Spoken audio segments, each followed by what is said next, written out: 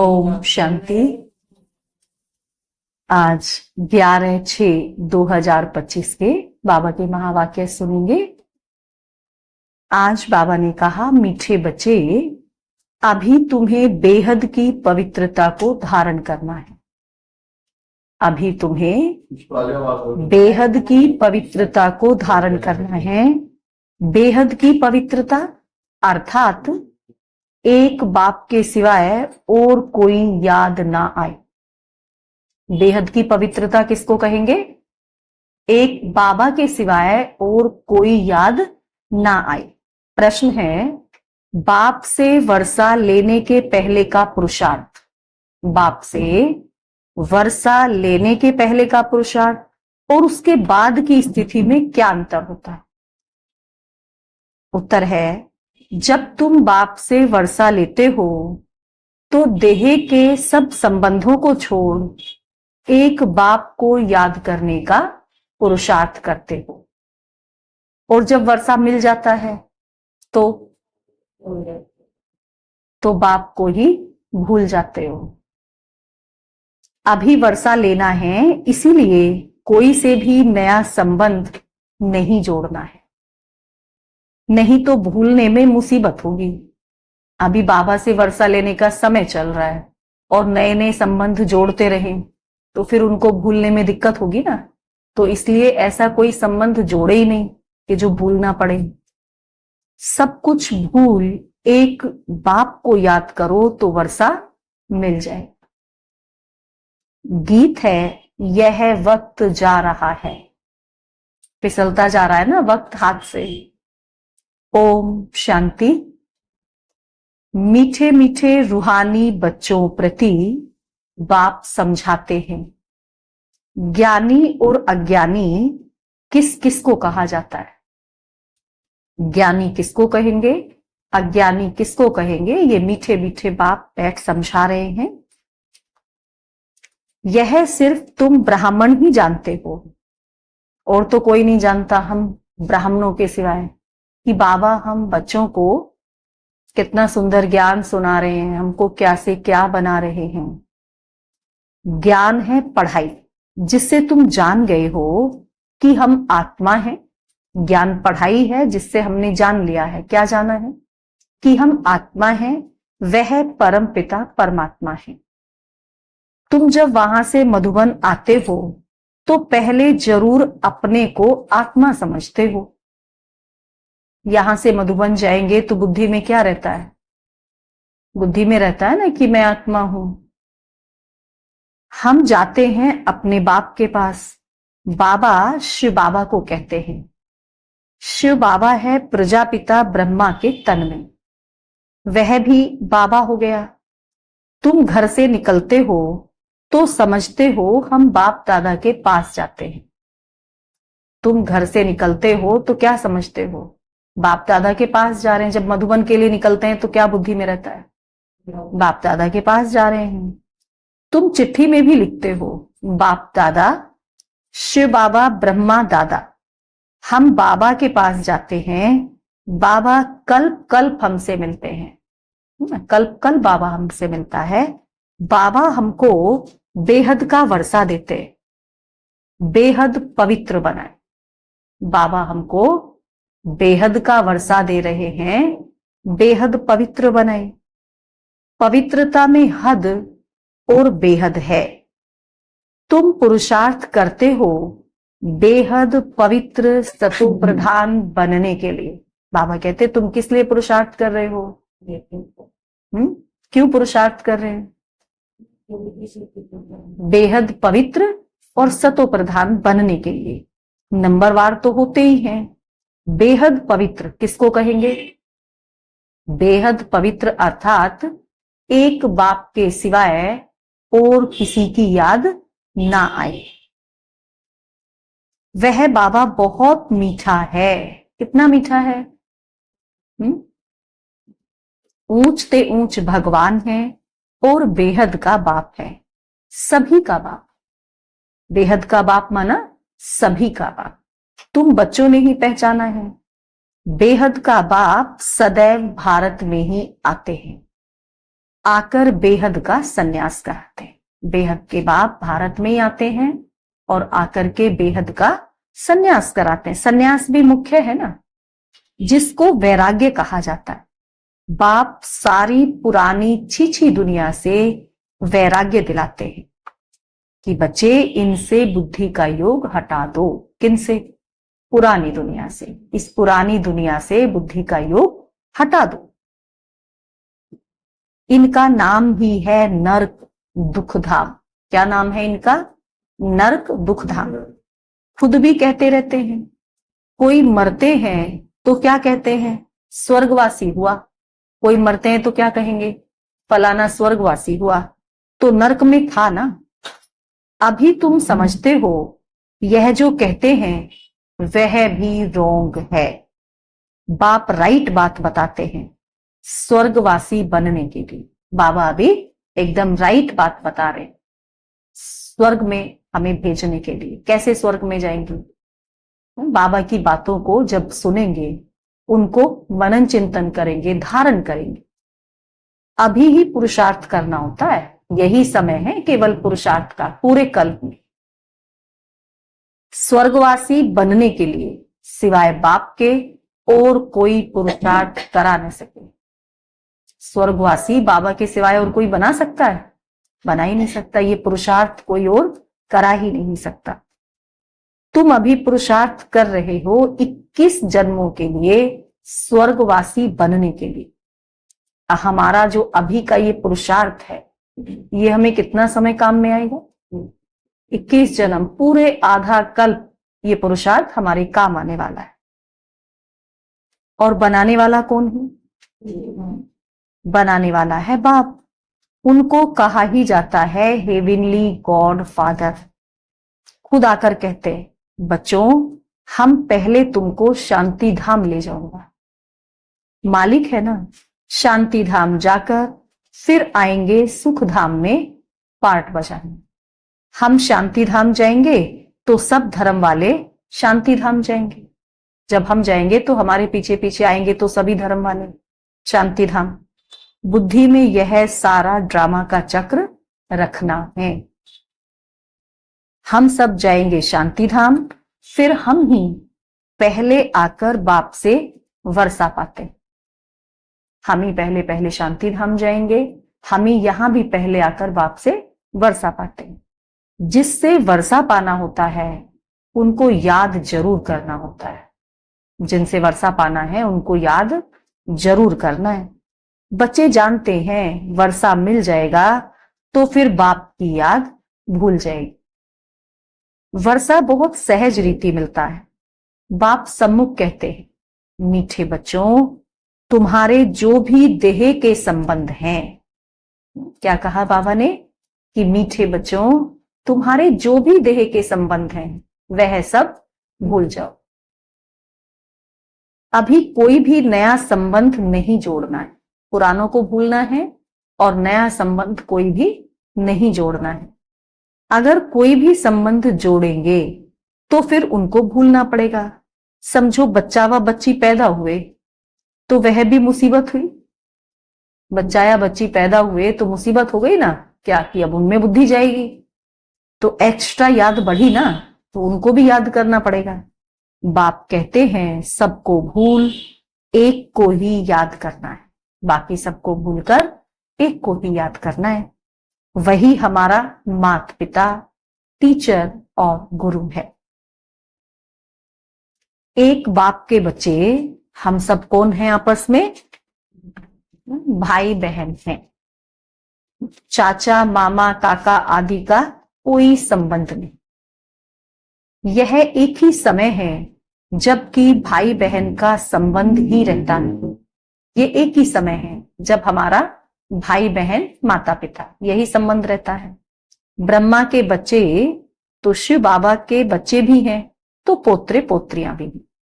ब्रह्मा के बच्चे हैं, शिव बाबा के भी बच्चे हैं और शिव बाबा के पोत्रे पोत्रियां भी। यह तो पक्का बुद्धि में याद आता है ना। जब हम आत्मा हैं तो किसके बच्चे हैं? शिव बाबा के बच्चे हैं। अभी हम ब्राह्मण बने हैं तो किसके बच्चे हैं? ब्रह्मा के बच्चे हैं। और शिव बाबा कौन है? ब्रह्मा का भी बाप है। तो हमारा क्या हो गया? दादा हो गया ना, हम उनके पुत्र पुत्रियां हो गए। तो ये तो पक्का याद बुद्धि में रहता है ना, नंबरवार पुरुषार्थ अनुसार। स्वदर्शन चक्रधारी तुम बच्चे चलते फिरते बनते हो ना। तुम बच्चे इस समय चैतन्य लाइट हाउस हो। लाइट हाउस क्या करता है?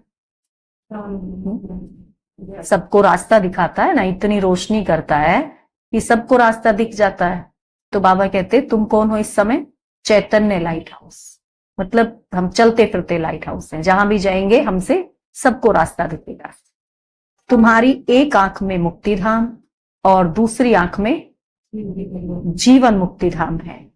वह लाइट हाउस जड़ होते, जो लाइट हाउस होते हैं दुनिया में वो एक जगह खड़े हैं, तो वो हो गए जड़ लाइट हाउस। और बाबा कहते तुम हो चैतन्य लाइट हाउस। तुम्हें ज्ञान का नेत्र मिला है, तुम ज्ञानवान बन सबको रास्ता दिखाते हो। बाप भी तुम्हें पढ़ा रहे हैं। तुम जानते हो यह दुख धाम है, हम अभी संगम पर हैं। ये क्या है? दुख धाम है। लेकिन हम तो दुख धाम में नहीं हैं। हम कहां पर हैं? हम तो संगम युग पर पहुंच गए हैं। बाकी सारी दुनिया कलयुग में है। संगम पर बाप बच्चों के साथ बैठ बात करते हैं और बच्चे ही यहां आते। कोई नया थोड़ी जाएगा। मधुबन कौन जाएंगे? जो बाबा के बच्चे हैं वही तो जाएंगे। तो बाबा को भी रहम पड़ता है, हो सकता है कल्याण हो जाए। तुम बच्चे जानते हो यह है पुरुषोत्तम संगम युग।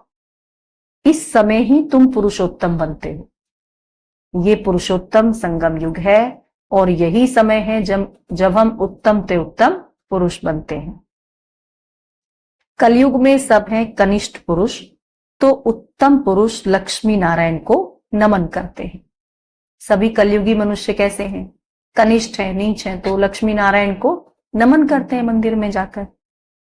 सतयुग में कोई भी किसको नमन नहीं करते हैं। वहां एक दूसरे को ऐसे नमन नहीं करना होता। यहां की सब बातें वहां होती नहीं। यह भी बाप समझाते हैं, अच्छी रीति बाप की याद में रह सर्विस करेंगे तो आगे चल तुमको साक्षात्कार भी होते रहेंगे। लास्ट में बाबा कहते साक्षात्कार भी होते रहेंगे। तुम कोई की भी भक्ति आदि नहीं करते हो। बच्चे बन गए ना तो भक्ति आदि नहीं करते हो।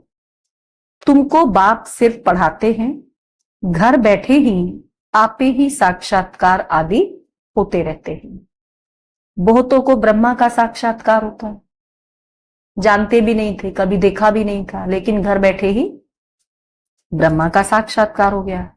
उनके साक्षात्कार के लिए कोई पुरुषार्थ नहीं करते।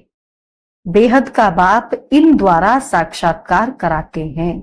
भक्ति मार्ग में जो जिसमें जैसी भावना रखते हैं। भक्ति मार्ग में क्या होता है? जो जिसमें भावना रखते हैं तो उनका साक्षात्कार उसको हो जाता है।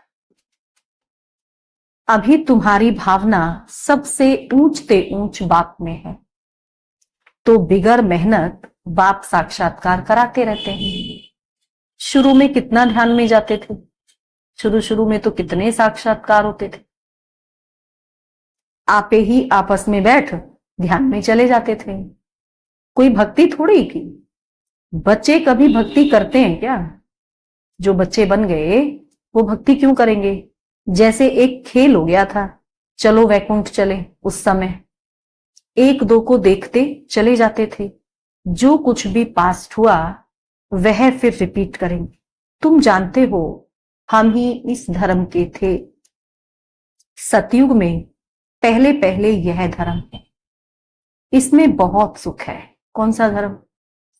आदि सनातन देवी देवता धर्म। इसमें बहुत सुख है। फिर धीरे धीरे कलाएं कम होती जाती हैं। जो सुख नए मकान में होता है वह पुराने में नहीं। थोड़े समय के बाद वह भबका कम हो जाता है। स्वर्ग और नरक में तो बहुत फर्क है ना। कहां स्वर्ग और कहां यह नर्क। तुम खुशी में रहते हो, यह भी जानते हो बाप की याद भी पक्की ठहरे। हम आत्मा हैं यही भूल जाते हैं, तो फिर देह अभिमान में आ जाते हैं। यहां बैठे हो तो भी कोशिश करके अपने को आत्मा निश्चय करो, तो बाप की याद भी रहेगी।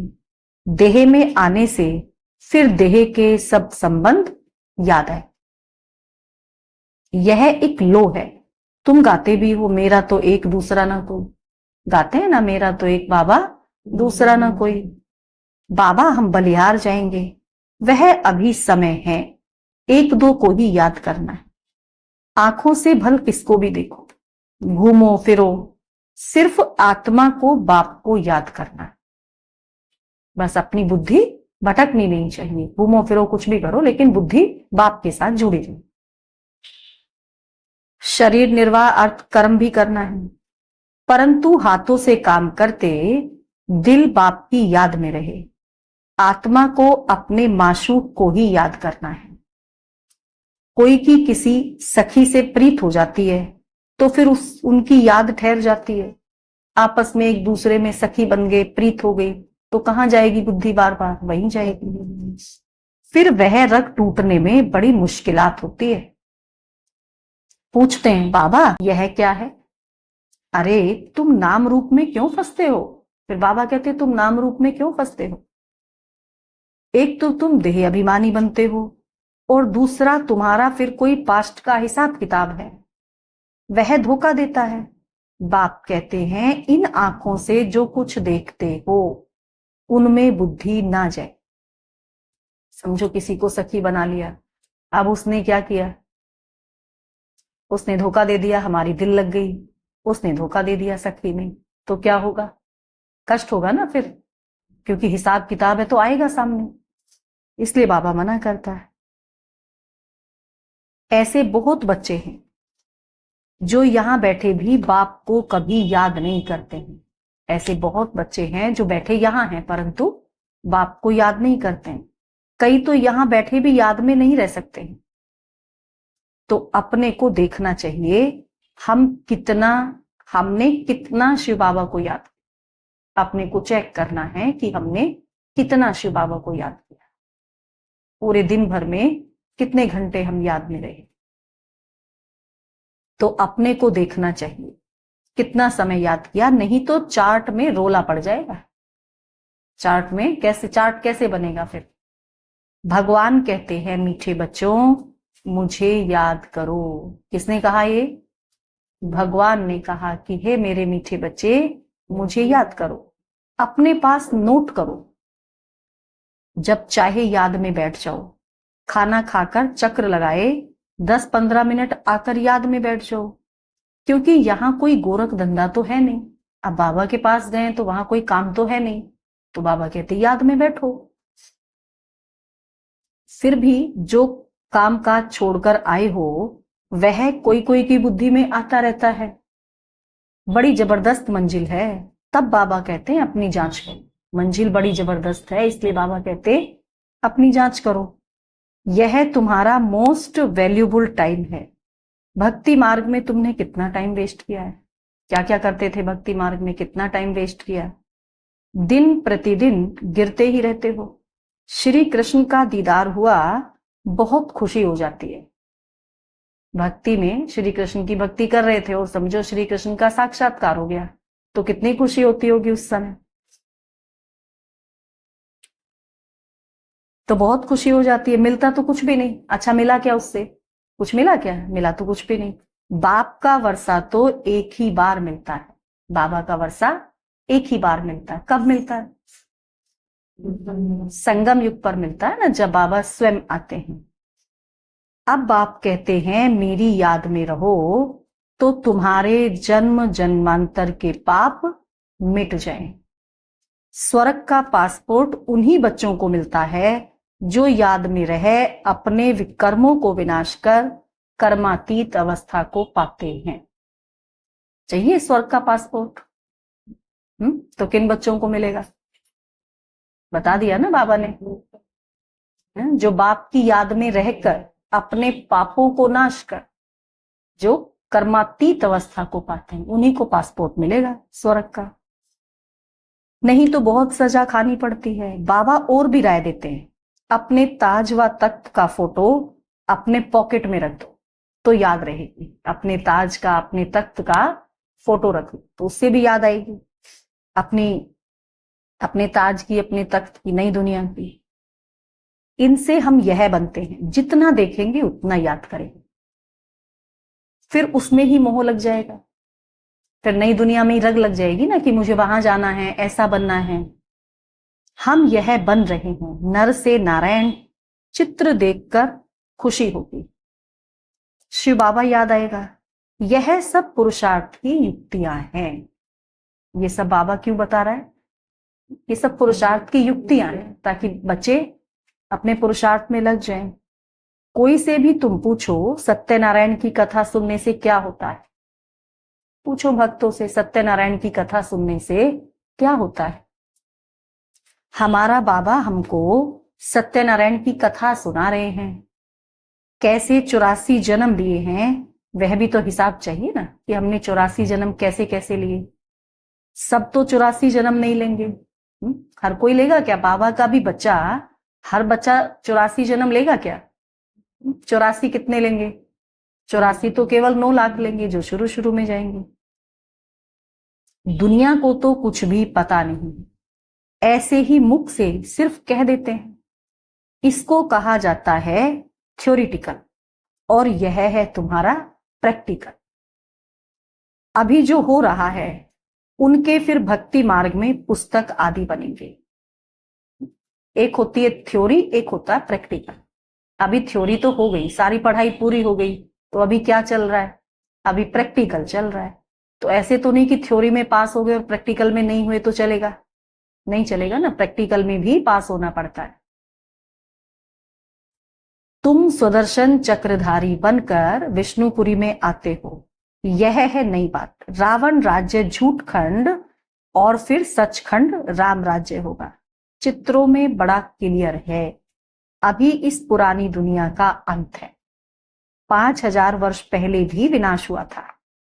साइंसदान जो भी हैं उन्हों को ख्याल में आता है कि हमको कोई प्रेरक है जो हम यह सब करते रहते हैं, कहीं से हमको प्रेरणा आ रही है जो हम ये सब करते रहते हैं। जो साइंसदान है वो ऐसा कहते हैं, समझते भी हैं हम यह करेंगे तो इनसे सब खत्म हो जाएंगे, परंतु परवश है, डर लगा हुआ है।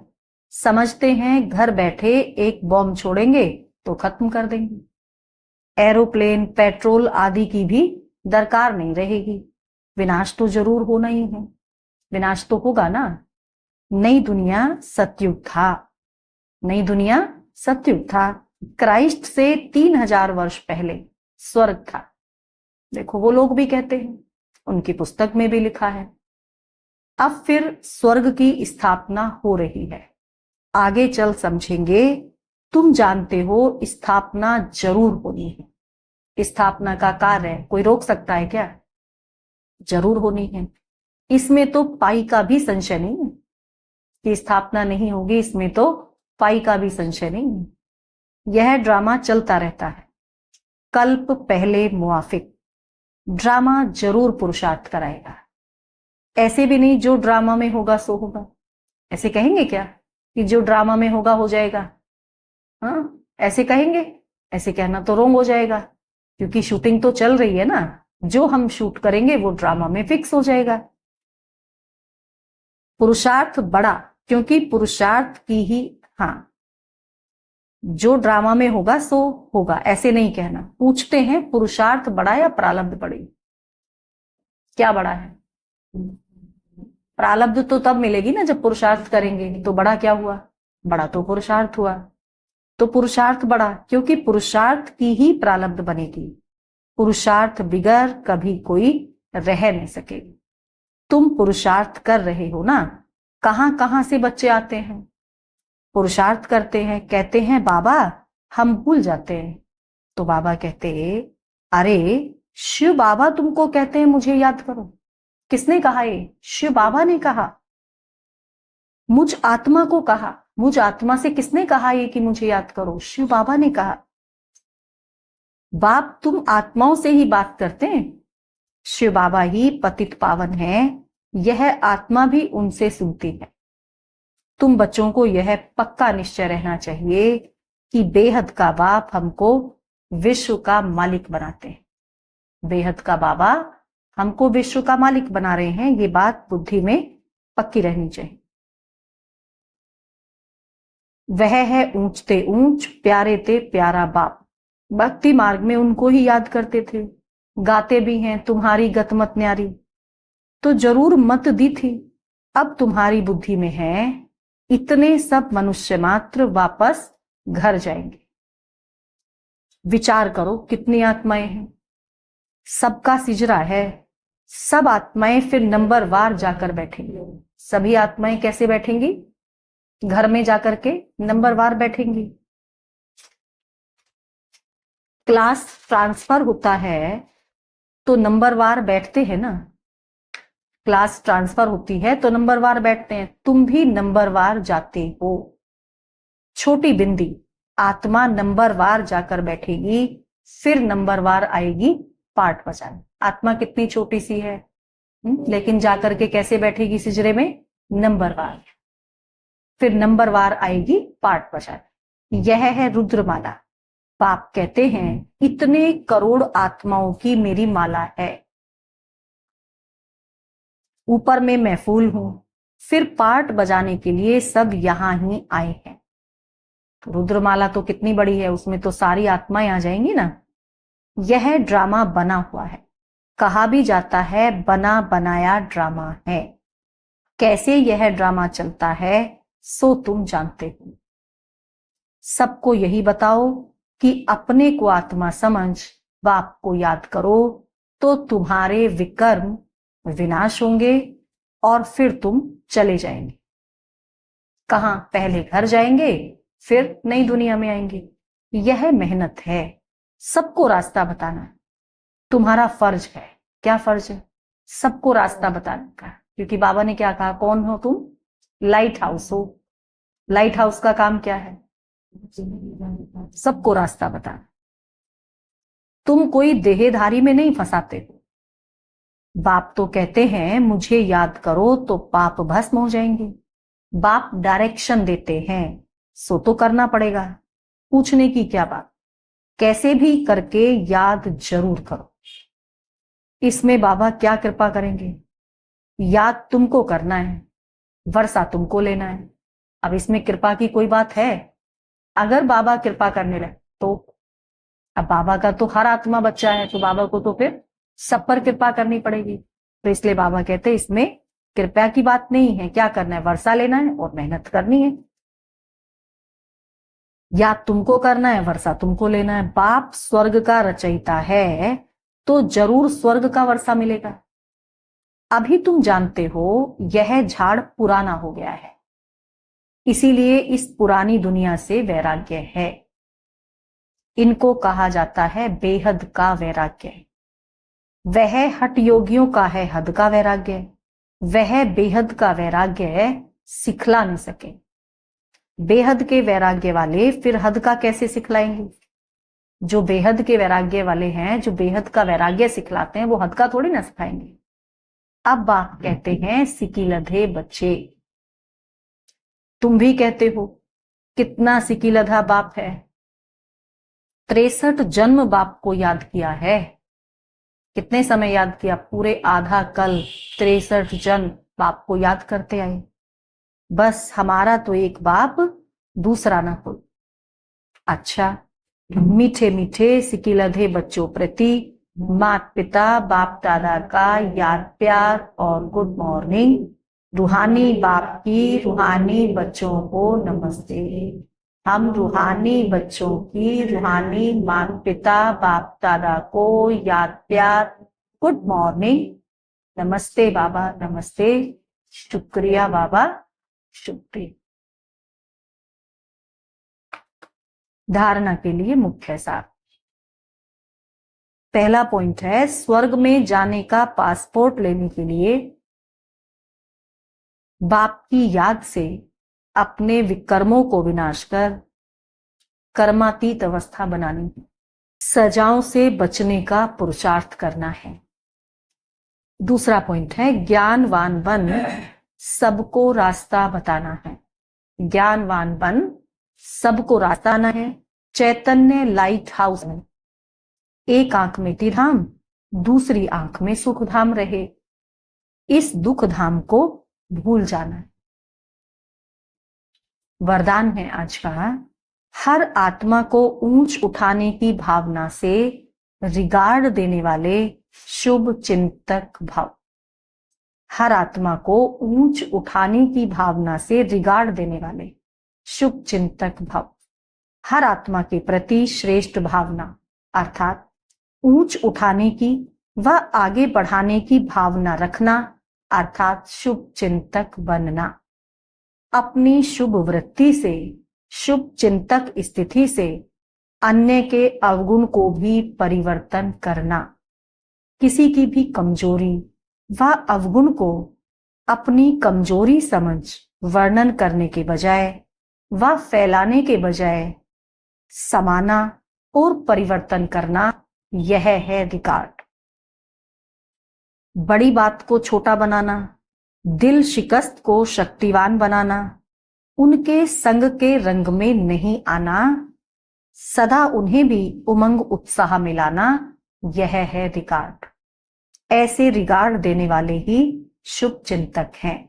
स्लोगन है, त्याग का भाग्य समाप्त करने वाला पुराना स्वभाव संस्कार है। त्याग का भाग्य समाप्त करने वाला पुराना स्वभाव संस्कार है। इसीलिए इसका भी त्याग करो, इसका भी त्याग का भी त्याग करो कि हमने ये त्याग कर दिया, इसका भी त्याग कर दो। अव्यक्त इशारे, आत्मिक स्थिति में रहने का अभ्यास करो, अंतर्मुखी बनो। जैसे ब्रह्मा बाप एकांत प्रिय होने के कारण, ब्रह्मा बाप एकांत प्रिय होने के कारण सदा अंतर्मुखी रहे। मैं आत्मा हूं, मैं आत्मा हूं, यह पाठ पक्का किया। बाबा ने कितना पक्का किया शुरू शुरू में ये पाठ आत्मा का। मैं आत्मा हूं, जसोदा भी आत्मा है, ये भी आत्मा है। कितना दीवारों पर लिख लिख करके मैं आत्मा हूं ये पाठ बाबा ने पक्का किया। जिस कारण वे स्वयं ही सदा शांति और सुख के सागर में समाये रहे और अन्य आत्माओं को भी अपने शुद्ध संकल्प और वाइब्रेशन द्वारा, वृत्ति और बोल द्वारा, संपर्क द्वारा शांति की व सुख की अनुभूति कराते रहे। ऐसे फॉलो फादर करो। ऐसे ही हमें ब्रह्मा बाप को फॉलो करना। अच्छा, ओम शांति।